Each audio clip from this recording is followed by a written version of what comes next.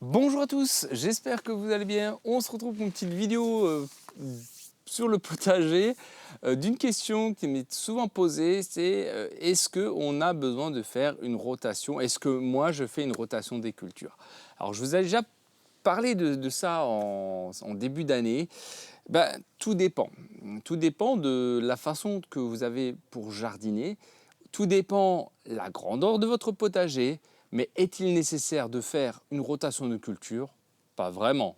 Pourquoi en faire une? On fait souvent ça justement pour éviter d'épuiser trop la terre, etc. Mais si vous amendez correctement votre terre, vous apportez du fumier, vous apportez ensuite de l'engrais, et donc tout ça va faire que vous allez nourrir votre terrain.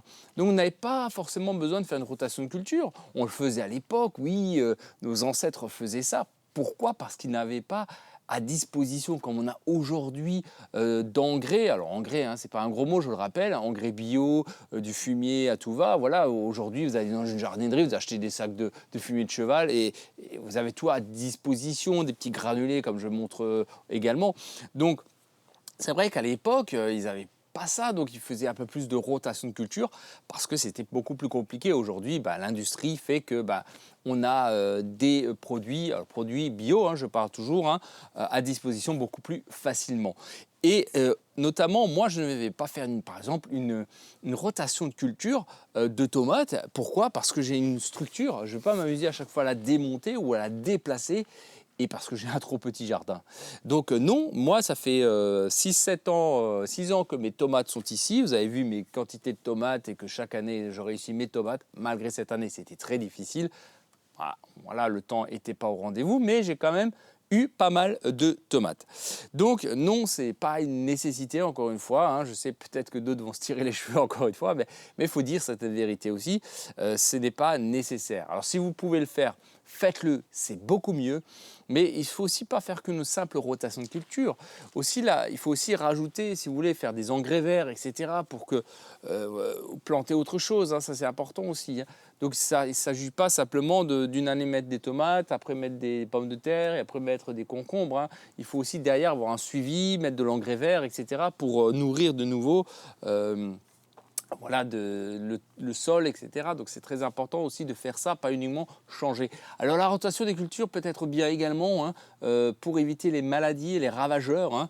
Donc oui, effectivement, ça peut être pratique, hein, si vous avez un endroit où vous avez souvent des ravageurs. C'est vrai que ça peut limiter, mais ça ne fera pas tout, hein, parce que de toute manière, les bestioles, ça vole, hein, ça se balade à droite à gauche. C'est pas parce que vous mettez par exemple des pommes de terre ici et vous allez avoir du dorifort une année et l'année prochaine je vais les mettre juste 5 mètres ou 10 mètres plus loin et je ne vais pas avoir de dorifort, hein. Ça n'existe pas. S'ils sont dans la terre, s'ils sont là, ils vont aussi marcher ou voler quelques mètres plus loin de votre potager, hein. Donc ça c'est bien, si vous avez des hectares de terrain, oui là ok. Si vous avez un petit potager, que vous fassiez 5 mètres, 3 mètres à côté d'une année, pour les ravageurs ça ne va rien changer du tout, hein.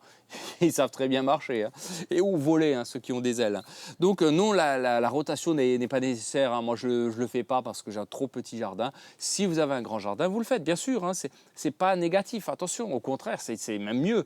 Mais on a aujourd'hui la possibilité d'améliorer son sol, soit la structure et surtout l'engrais, hein, les nutriments que vous allez apporter à votre plante, sous forme soit de sacs d'engrais, granulés d'engrais liquides. Donc on a voilà, des choses qui sont beaucoup plus faciles, qui sont mises à portée de l'être humain.